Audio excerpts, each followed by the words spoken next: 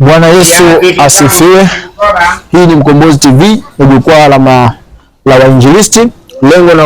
Lengo na mahususi ya kipindi hiki ni kuhamasisha Wakristo wenzetu juu ya usomaji na kujifunza Biblia, kwa sababu Biblia ndo muhimili mkubwa wa Mkristo, na Biblia ndo mwongozo mkubwa wa kila Mkristo, na Biblia tunasema ndo afya ya Mkristo. Huwezi kumjua Mungu bila kusoma Biblia.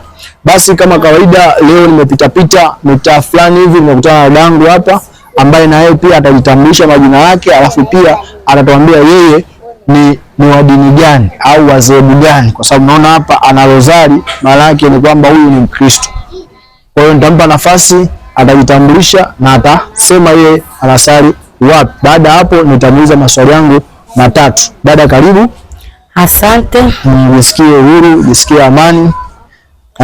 Kwa majina naitwa Antonia Theobald. Ndio. Natokea nasali katika parokia Familia Takatifu Mburahati, ni Mkatoliki. Dadangu ni Antonia, yeye anasali parokia ya Takatifu Familia Takatifu Mburahati. Familia Takatifu Mburahati.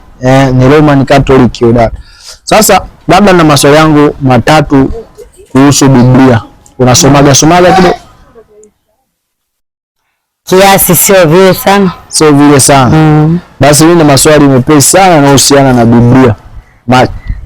Sio magumu, mepesi. Na imani utajibu. Amin. Amina. Sawa. Swali la kwanza nataka nijue, hapo mwanzo Mungu aliumba nini na nini? Hapo mwanzo Mungu aliumba mbingu na nchi.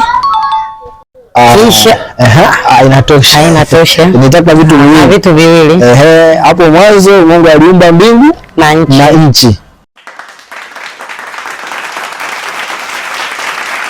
Asante sana. Swali la tatu, kitabu cha Injili ya Luka kiliandikwa na nani? Kitabu cha Injili ya Luka iliandikwa na Yesu Kristo mwenyewe. Aliandika Yesu Kristo mwenyewe. Asante. Sawa. Mimi bwana si hukumu, na sipo hapo kwa ajili ya kuhukumu au kutia nakshi, hapana.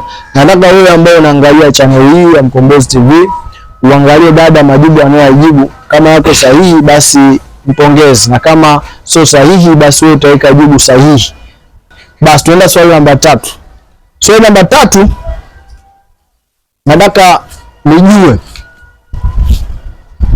aliyemshinda Goliati anaitwa nani?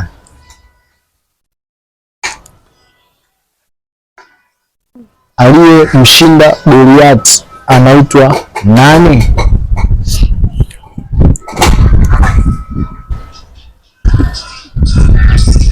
Jina kidogo limemtoka.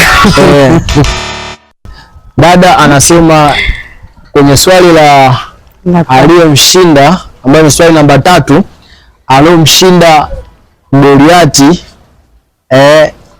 aliyomshinda jina yake dada limemtoka. Limemtoka. Kwa hata kidogo kumbuki. Basi Bwana apewe sifa. Tunashukuru dada kwa majibu ambayo umeweza kujibu. Kikubwa tunachoomba watazamaji na wewe dada, kikubwa ni kuongeza nguvu, kuongeza muda zaidi wa kuendelea kujifunza Biblia. Sawa. Labda nijaribu. Aliyomshinda Goliati ni Sauli. Sawa. Dada anasema aliyomshinda Goliati ni Sauli. Sasa wewe ambao unatazama, nataka useme yuko sahihi au hayuko sahihi. Basi dada, nashukuru kwa muda wako, lakini mimi napenda zaidi uendelee kujifunza Biblia, na leo tukakutana tena tukaulizana maswali tena mengine. Asante, nashukuru. Unaahidi utasoma na kujifunza Biblia? Naahidi nitajifunza Biblia, kwa sababu watumishi wengi au mababa zetu wa kiroho wanatuhamasisha sana tusali Biblia. Pasipo Biblia kwa kweli hatuioni njia. Kwa hiyo tunashauriwa sana. Kwa hiyo mimi nashukuru kwa ushauri mwingine. Basi nitazidi kuomba Mungu ili Roho Mtakatifu anishukie nipate kulitangaza neno la Bwana kwa kusoma Biblia. Amina, ubarikiwe sana. Na hiyo mtazamaji, una yote la kumwambia kuhusu kusoma Biblia? Yule mtazamaji na mimi namshauri kama hasomi Biblia kwa kweli, kwa kipindi tulichokuwa nacho hiki, na mshauri asome Biblia kwa sababu ni njia sahihi ambayo ndio ituongozayo kuelekea kwa Mungu.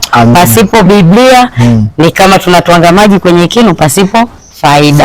Asante sana. Mungu akubariki dada. Basi mtazamaji, kama mlivyomsikia dada Antonia amejibu yale ambayo ameweza kujibu, lakini zaidi naomba comment yako, naomba share yako.